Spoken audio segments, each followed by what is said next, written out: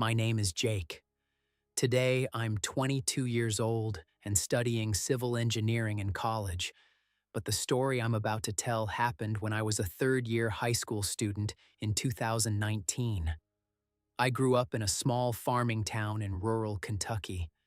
Life wasn't easy. When I was a year old, my father abandoned our family.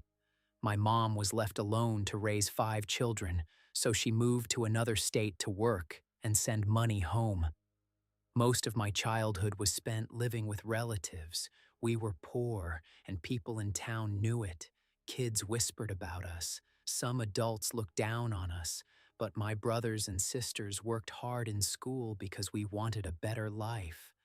Then, after almost 16 years, something happened that nobody expected.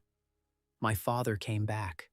One afternoon, my cousin told me my mother had arrived in town and wanted to see us immediately. Excited, I rushed over.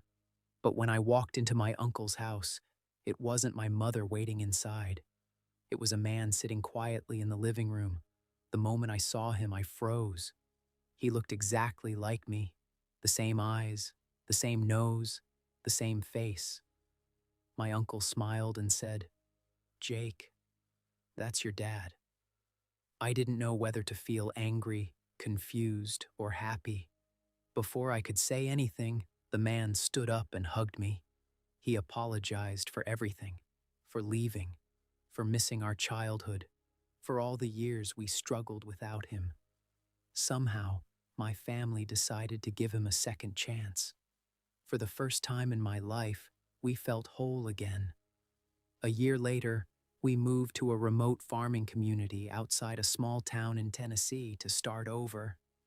Because our house was far from school, my younger brother and I rented a room in an old boarding house near campus. The place sat alone on a dirt road surrounded by woods and farmland. The owners were an elderly couple. They seemed kind and deeply religious. There were crosses hanging on the walls and a small prayer chapel behind the property. At first, everything seemed normal, but after a few months, I started noticing strange things. The old man, despite being thin and well into his 70s, possessed unbelievable strength. One afternoon, I watched him carry a stack of firewood that 2 grown men would struggle to lift. When I tried helping him, I nearly dropped the entire load. He carried it effortlessly. Something about him felt unnatural. I ignored it until the night everything changed. One evening after school, exhausted from exams, I lay down on my bed to rest. Within minutes, my body became heavy. The room grew cold. I tried moving my arms. Nothing. My legs wouldn't move either. I was completely awake but unable to move.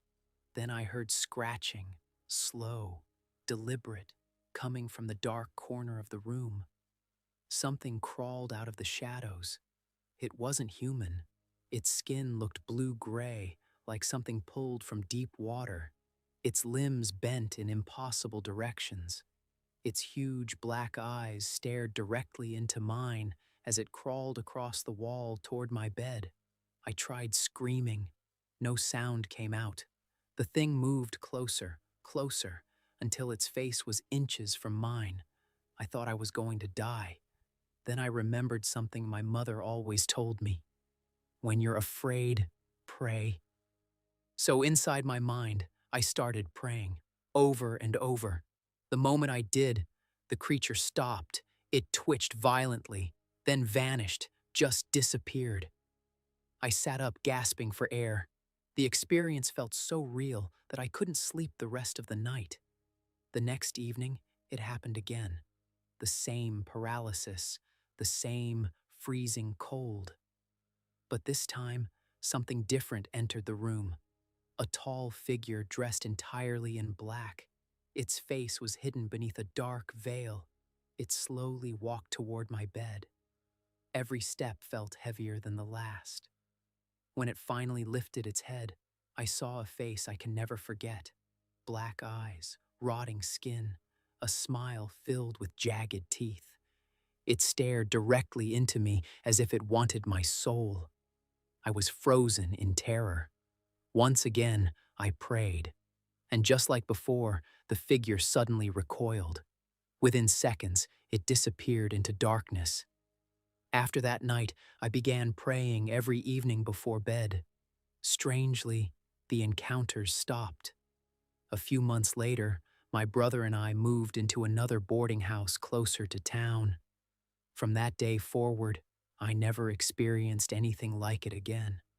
To this day, I still don't know what happened inside that old house on Hollow Creek Road. Maybe it was stress, maybe sleep paralysis, or maybe there really was something living in those woods. Whatever the truth is, I know one thing. Some places carry secrets that are better left undisturbed. And sometimes, those secrets watch you while you sleep.